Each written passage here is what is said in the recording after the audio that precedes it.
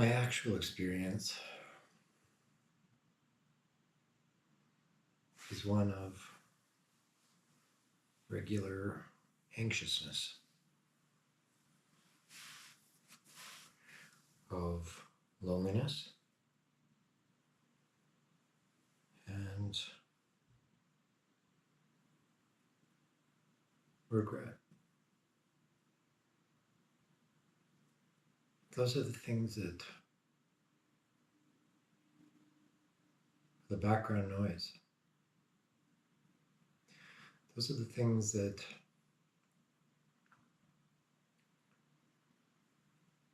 I wake up every morning with and go to bed every night with.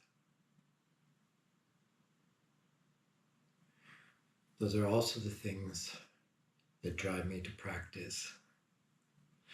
Those are also the things that have pushed me to better myself.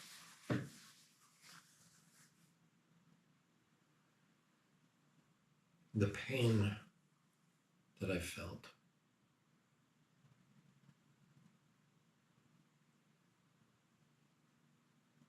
has sharpened me. Sometimes I wonder if it's a good sharpness. I look at people that seem blissfully unaware, and I wonder if it's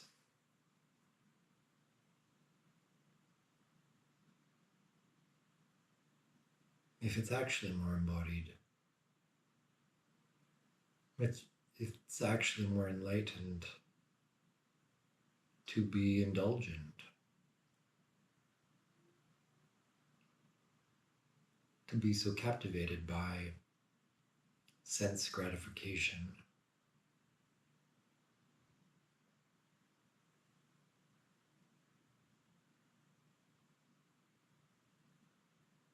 I also know that it's not either or.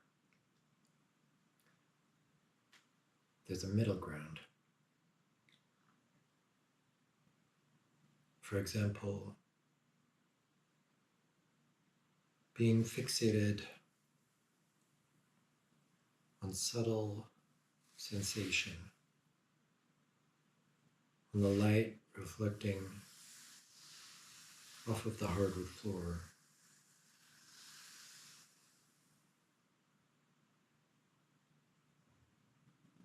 the texture on my fingertips,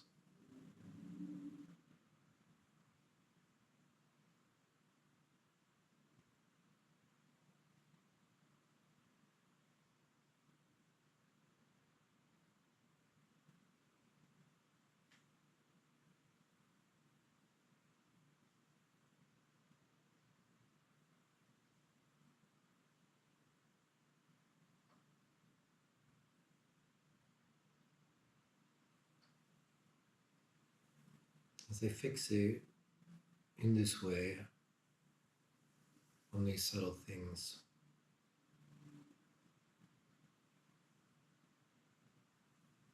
I open up and become more sensitive. And in a way, I think this is what increases my suffering.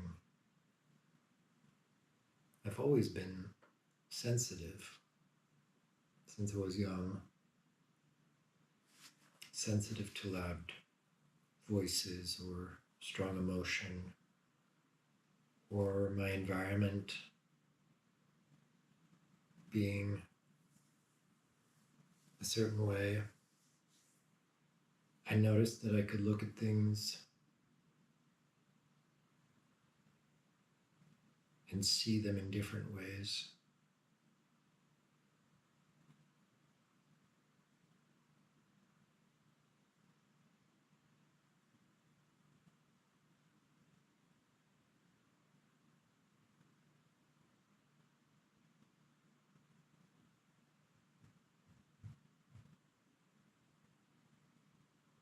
It's challenging for me not to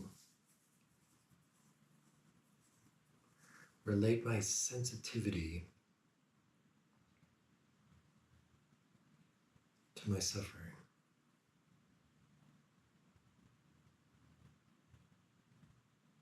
I want to see it in a different way. Because I think it's not just for me, but for other people that share that experience.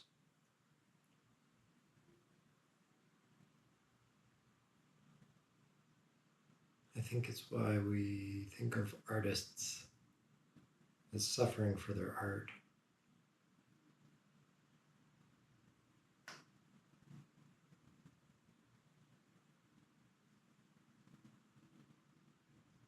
To become a better artist, as opposed to a craftsperson, that it's mostly about the skill of the manufacturing or something, but to be truly artful, where we're expressing something in a new way,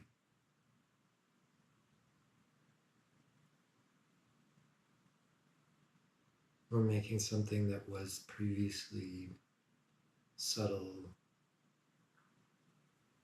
nearly unknowable. We're making it tangible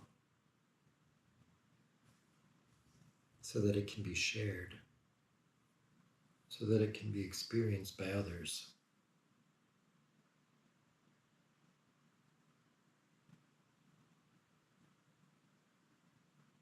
This is why things like poetry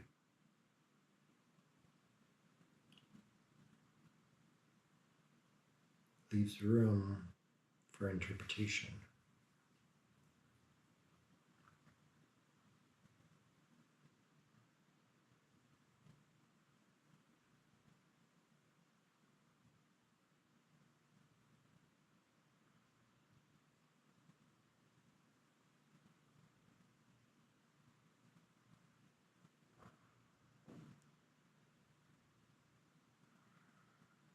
Maybe that relationship with feeling,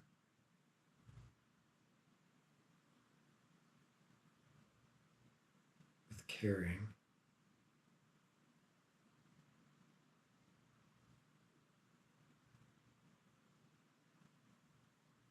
is always difficult because we're giving birth to something.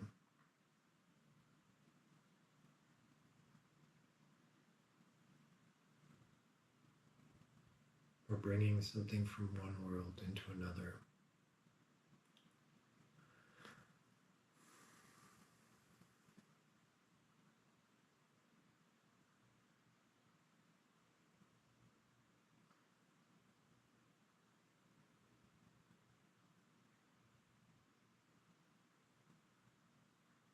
Sometimes I don't even, often, I don't even know what it is I'm trying to bring forth and for who. Is it for myself?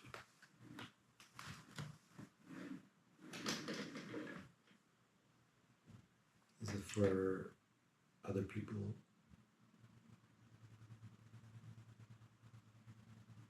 And maybe we're one and the same.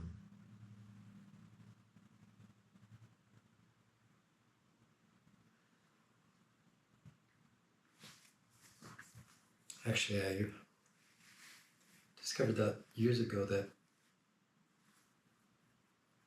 I did my best art when my intention was that it was just for me. I didn't think about it being for somebody else.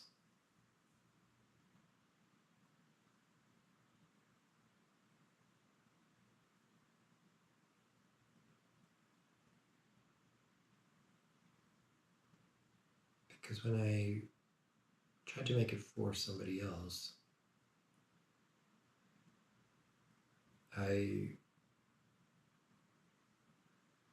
would disassociate. I would pull myself out of myself and try and look at it from somebody else's perspective, from the future.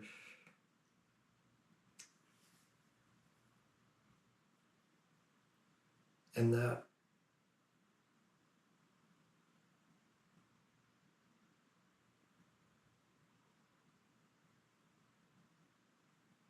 that's not a good way. It's not good because it's disconnected. It's a framework that is flattened and minimized.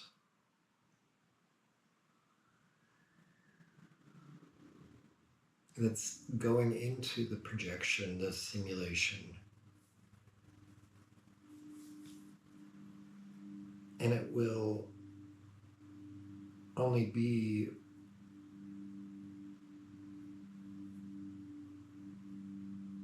a creation within that previous construct. Whereas if we can stay in the moment,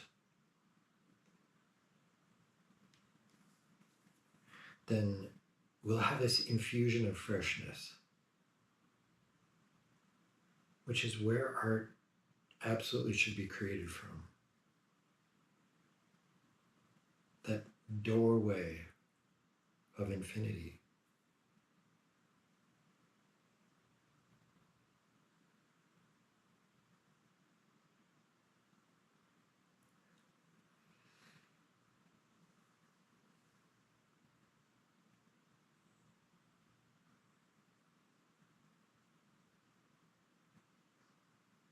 So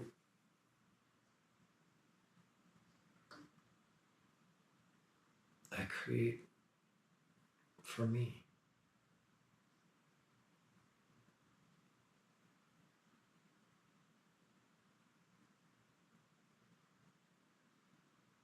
I create for me.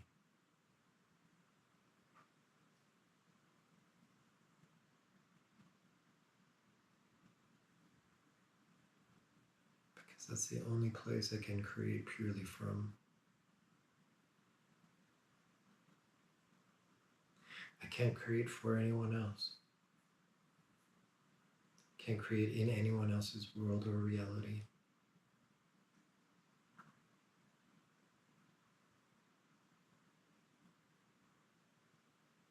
Can I inspire and uplift and contribute to others? Sure. That's entirely up to them,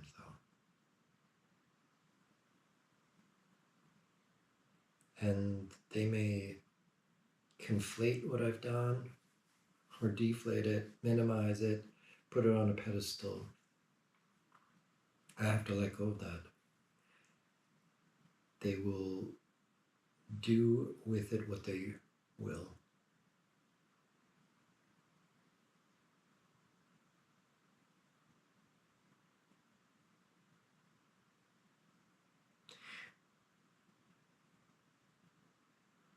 This humility, I think, is very important in being an artist and a teacher.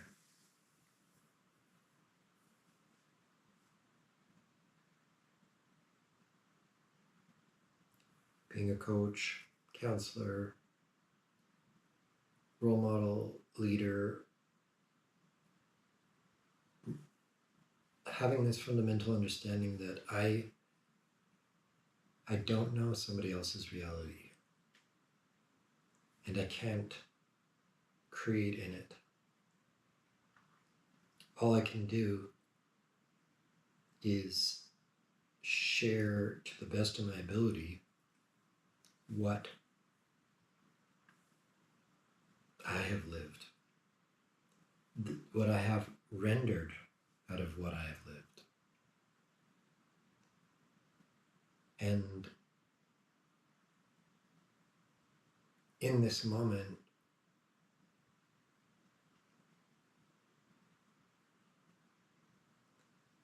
where I'm creating from,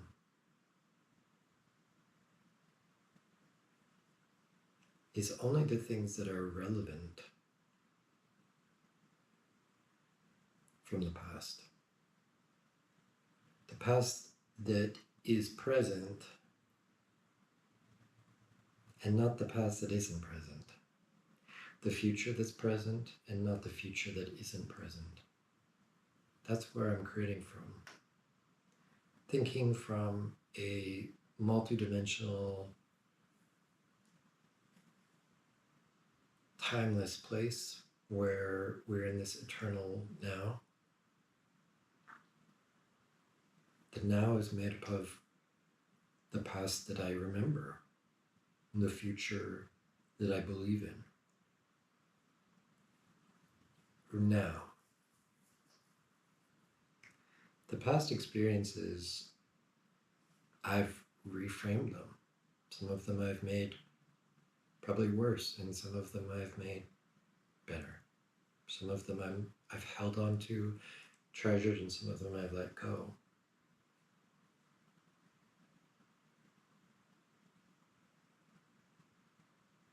It's only the ones that I'm bringing into the present moment that are relevant.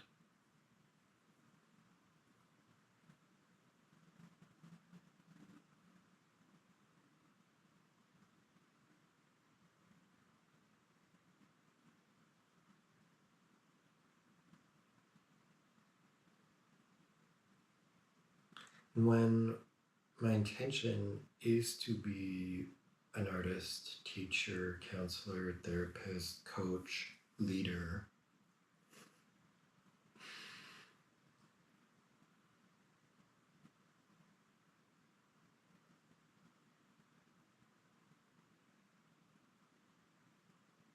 because that is the magus, that is the wizard,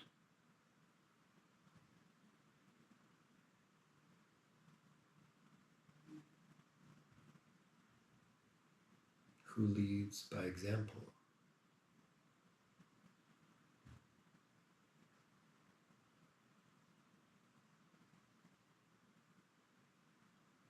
And that's my intention. I'm letting go of the things that don't serve me and therefore don't serve others. So limiting beliefs, negative frames,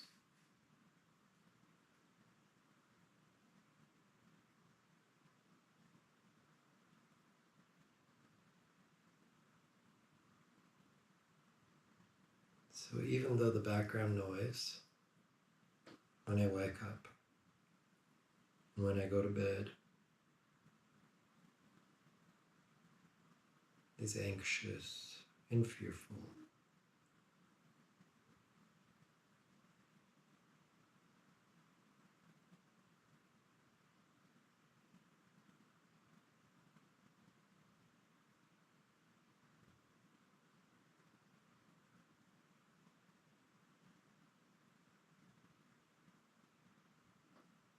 the moments in between, the moments that I choose to,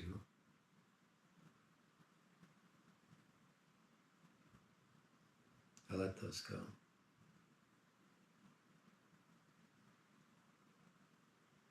I come fully into the present moment. And I remember who I am.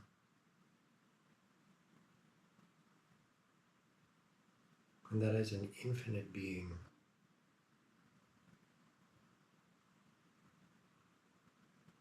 Completely unlimited and unrestricted. Who has no need to be anxious or fearful.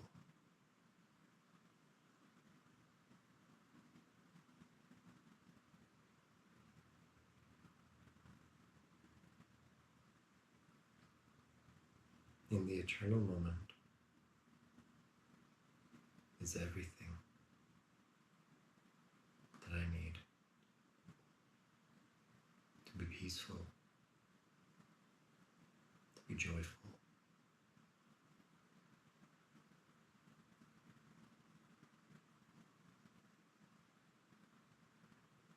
I can trust myself.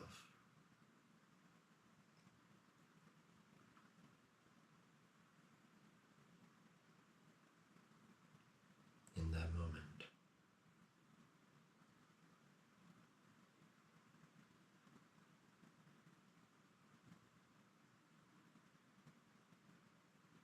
In that eternal moment.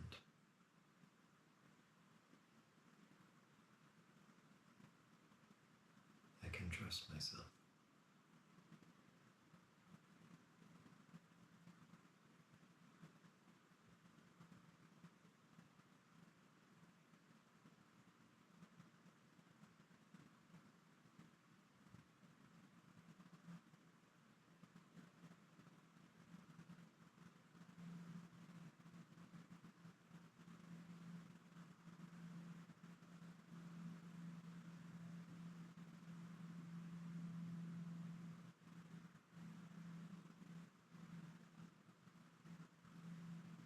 In that eternal moment, I know there's nothing I have to do right now.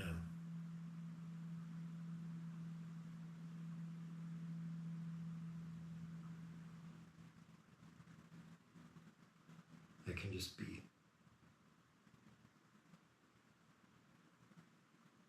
There's nothing I have to prove.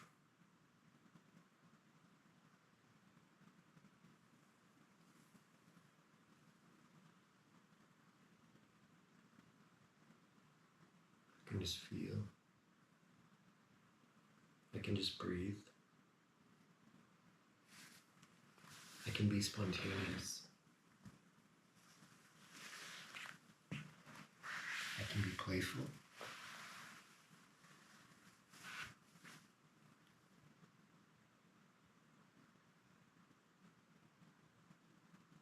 I can trust myself to follow that spontaneity.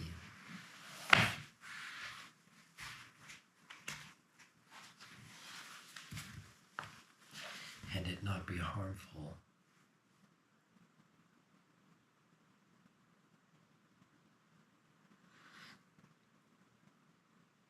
I can trust myself to follow that spontaneity.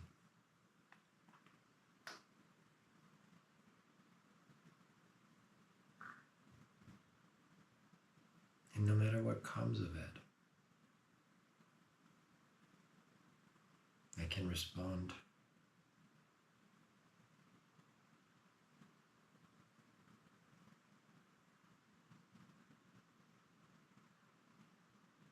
I can follow that moment. I can be in the moment.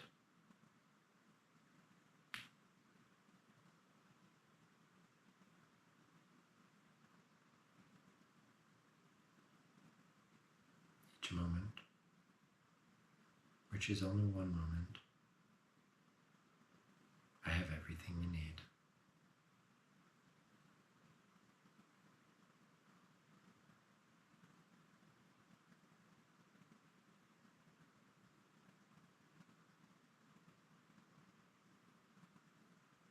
Just by tuning in.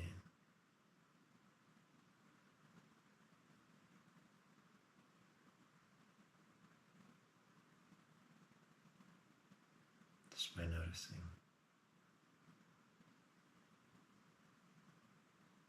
By listening. By feeling.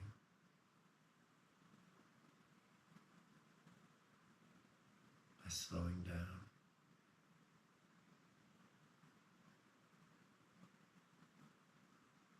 By waiting patiently.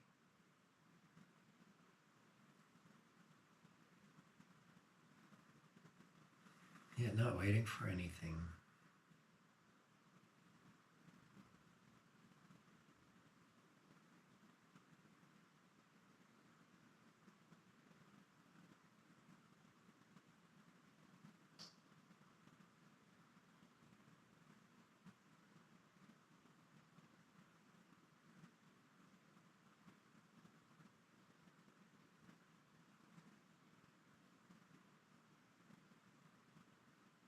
By being present, receiving, a feeling of arriving.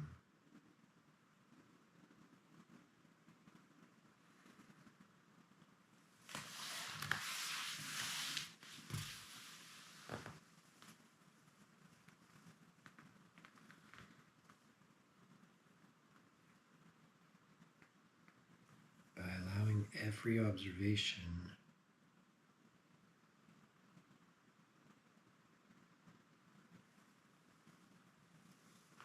to be no different than the next.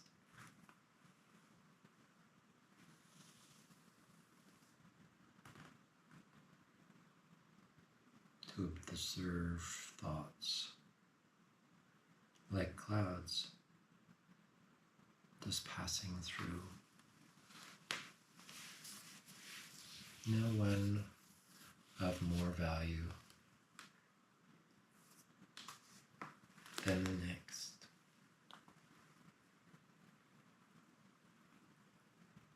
Enjoying even the discomfort.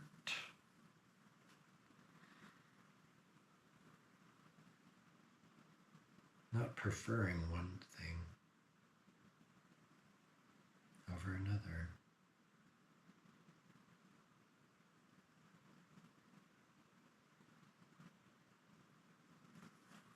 Just observing. Just noticing.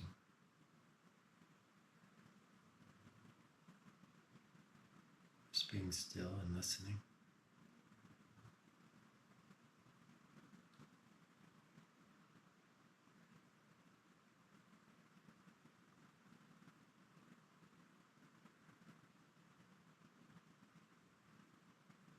Not trying to do anything.